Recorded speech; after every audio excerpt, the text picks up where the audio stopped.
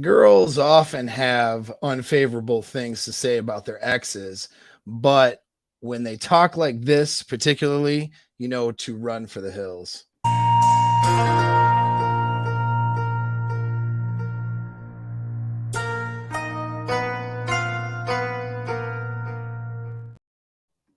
All right, this is Elevate with Paul. Thank you for sticking around or coming back. I had a false start, tried to use a little TikTok as an intro, but it turned out dumb, so I didn't like it, and nothing was cooperating. So we're going to now instead get into the meat and potatoes of it anyway, which is girls talking, girls saying negative things about exes. It happens all the time. So it's Friday night, so we're going to keep this one short. And some of you guys are going on dates this weekend and tonight and all that. And you're going to be hanging out with some chicks and or a chick out one-on-one, whatever, you ever come over, you guys go out somewhere, and she's gonna, subjects of past relationships come up. She'll be talking about ex-boyfriends, and how she talks about her ex is a good indicator about what kind of a person you're going to be dealing with if you end up in a future relationship with her. So this came across my desk. It was like a little, statement about a blown engagement, and I'm going to read this to you with comments in between so you can see what it means and what I'm talking about. So this woman says, my boyfriend and I had been together for 3 years, but he only got really serious about me the last few months. I had moved multiple states away because of the lack of commitment, which triggered him to suddenly realize he needed me, and that was a red flag. Okay, so that's her words. I'll pause there. I think the red flag really is so far, if you're listening to this, so picture you're on the other side of a table or next to a girl at a bar or a restaurant or something, or you're hanging out. Maybe you're at the beach or on a boat, and she's telling you this stuff, right? What is the first thing you see from that statement? Which the first thing you see or you should notice is the fact that she was with this dude for 3 years, but he didn't get real serious about her till the last few months. And in fact, she moved several states away to get away from him because of his lack of commitment. So through like a red pill lens, let's say, what does that tell you? That she's banging this dude and hung up on this dude for 3 years. I mean, that tells you at the very least that this dude was somebody that she wanted to be serious about, and somebody that she was, you know, maybe saw as a apex alpha in her life, and he probably was not that interested in her. He lack of commitment. And so what is the framework there, And so he was she was definitely qualifying to this guy, right? And so there's some things going on. And so then her moving signaled him, to need her. So already the story isn't like looking like she's even telling the truth, really. Some things aren't matching, right? A guy is not interested in a commitment. You move several states away, and now he's all of a sudden interested. It sounds like this guy liked banging her, and she was a willing participant in that relationship, and not getting what she wanted out of the commitment was choosing to leave. And you'll notice there's a theme of what'll be missing in the entire story like this. So she continues, he moved to be with me. Well, okay, so then that might blow the alpha part out of it. But he moved to be with me, but he was beyond miserable, and in turn, it made me miserable too. All right, so let's look at this now again with a little bit more information. All right, maybe his lack of commitment was because she was a miserable person to be around, right? It's like that. This is where you got to read between the lines here. This guy was with her for 3 years, but he didn't really want to commit to her. And then he tried to move to go be with her, but he was miserable. What does that tell you about her? You know what I mean? Like, and she might see this guy as the best that she can do. But if she is a terrible partner and a terrible relationship partner, she's going to treat the guy that's the best that she can do, right? Pretty terribly and going to make him miserable. So I'll read on. When he was in the bathroom, he got an email on his phone from a jewelry store. His phone was unlocked and opened, so I should have been thrilled, but when I saw the ring in his email, I felt nauseous. So he had bought her a ring and was going to do the proposal thing. Okay. Her thought was that she felt nauseous. Why was she nauseous? Was because the relationship wasn't working out. She knew that she'd have to say no and she felt bad. Maybe, right? Maybe that's why she was nauseous. I'll read on. It was hideous. The complete opposite of everything I had ever sent him that I wanted. So this chick is sending him. This chick sounds like what's the word we want to use for this guy? She sounds like a real treat. You know what I mean? So this dude is trying to make her happy by this as her statement in the story unfolds. And he's failing horribly because she sounds like a pretty miserable individual. Her focus on this ring in all this is that it wasn't the ring that she wanted and it was hideous. To add insult to injury, it was incredibly cheap. So that's the first part of the story. Imagine now you're out, you're talking to some chick on a 4th of July weekend or thereabouts, right? We're coming up on, maybe it's some chick at the beach or whatever, and she's telling you this story, right? What are your immediate thoughts? Your immediate thoughts should be to consider her not a person that you're going to pursue any more than maybe sleeping with, and even then that's suspect. So as she continues, the ring symbolizes how much he didn't know me, didn't listen to me, and what he prioritized over me. Okay, so that's a coping mechanism to the previous statement she made, right? Which is that he bought this cheap ring that wasn't the rings that she had been sending him, saying, this is what I want, right? And why are you sending somebody engagement rings, right? That seems, if a girl is really interested in you and really wants to be with you, she's not going to make you jump through all these hoops, try to move from a different state, try to, force an engagement, or, all of these things aren't going to be things that a girl who's genuinely in desire for you, and capable of bonding with you is going to do.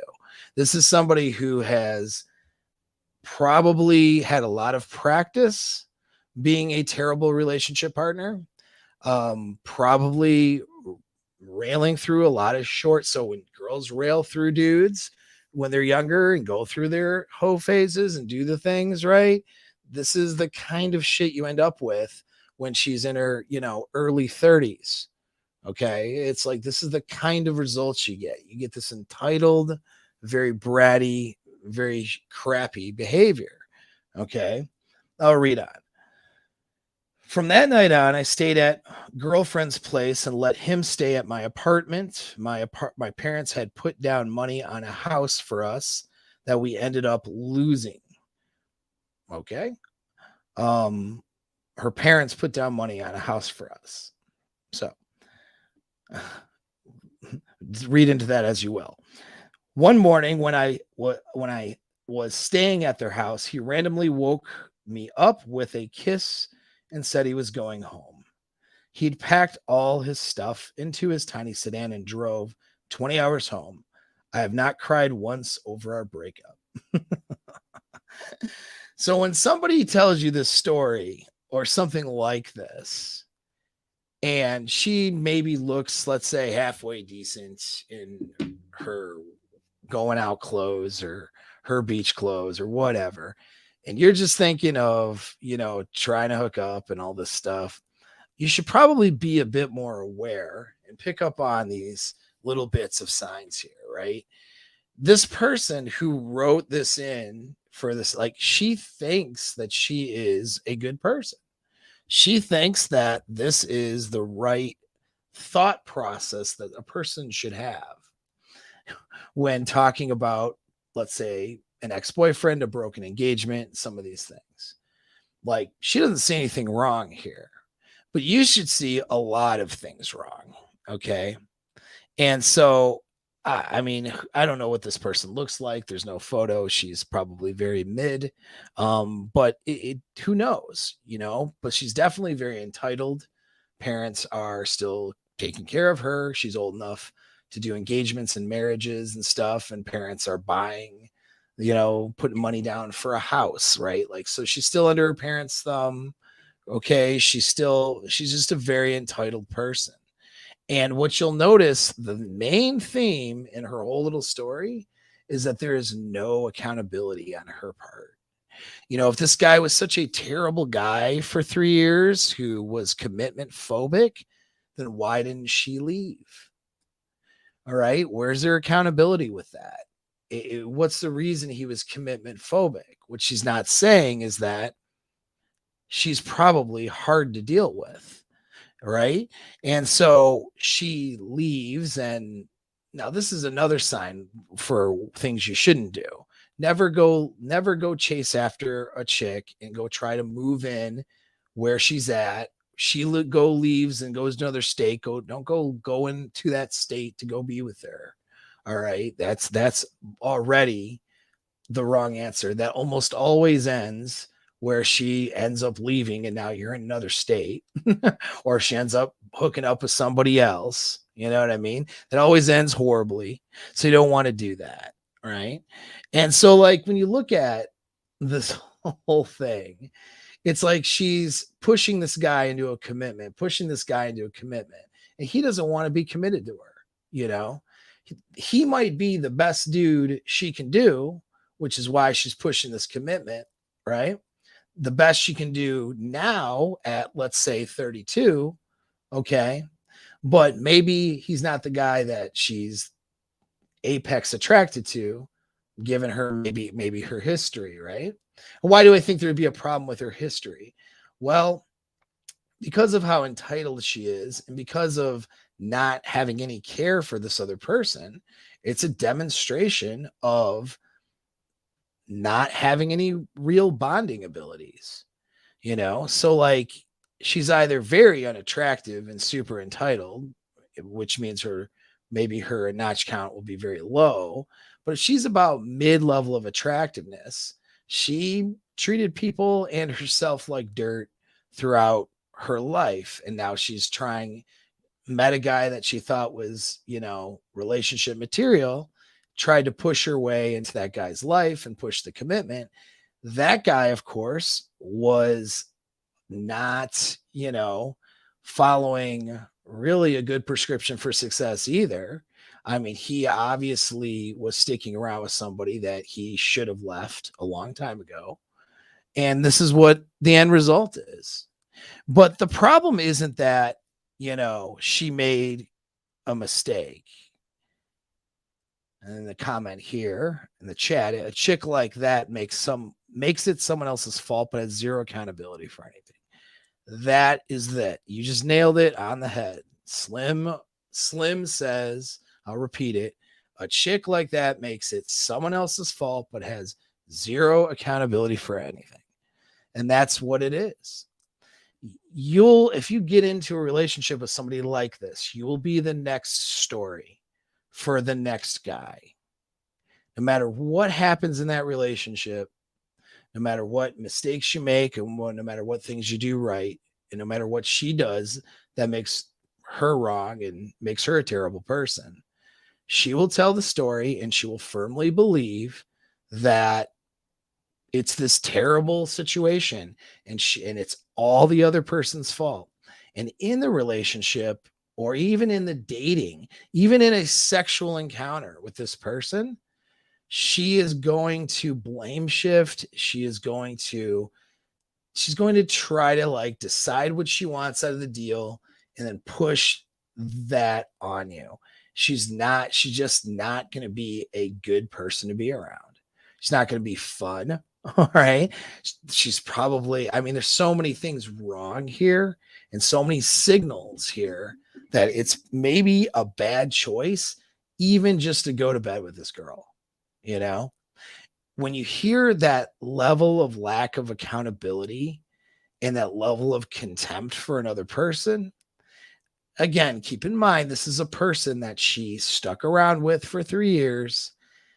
She obviously convinced him to move into her place. It wasn't like he moved to the same state and tried to get her back. Like, he decided to try to get her back, yeah, or whatever. And she had him move in with her. She was sending him engagement rings at one point. Like, she was trying to get this guy, right?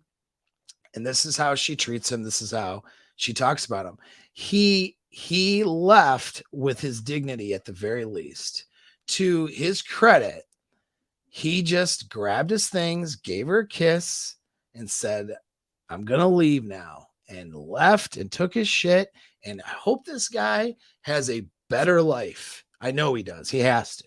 I hope he has moved on. In fact, if him or any one of you guys have had to leave a girl who has been this kind of a partner and you're still hung up on it, or you have some issues, right, over it, or if you're not sure how to handle women now or in the future, that's the kind of stuff you need to contact me about. That's the kind of stuff that guys are working on in my year-long program on frame and seduction. And so that's still open for those who are interested. I've got quite a few calls and interviews booked for it over the next week. So that's that kind of stuff. If you've had this terrible experience and now you're dating a bunch of women, seeing some girls, but not really sure, like, or maybe you think you're sure, but you want to make sure that you have good frame and good selection and that you pick a good girl when it comes time for that commitment, right? That's what a year-long program is about. It's about getting the girl, getting a higher caliber of women, not in both in looks and behavior, how to vet through that. And then, of course, if relationships start happening and that's what you want, how to have that frame and manage that frame, and particularly too, guys who've gone through these kinds of breakups, right, have had to leave that girl and drive back to your hometown because it didn't work out or whatever it may be. Getting over that chick, that's something that we do in these programs. And sometimes occasionally a guy will want to get a girl back, and we'll deal with that too. But that's anyways what it is. But the main theme here is accountability. What you see is a lack of accountability. All right. When a girl tells a story about her past and seems to have no accountability in her participation in that past, that's an issue. That's a major red flag. And that's something where you should run for the hills. If you like this video,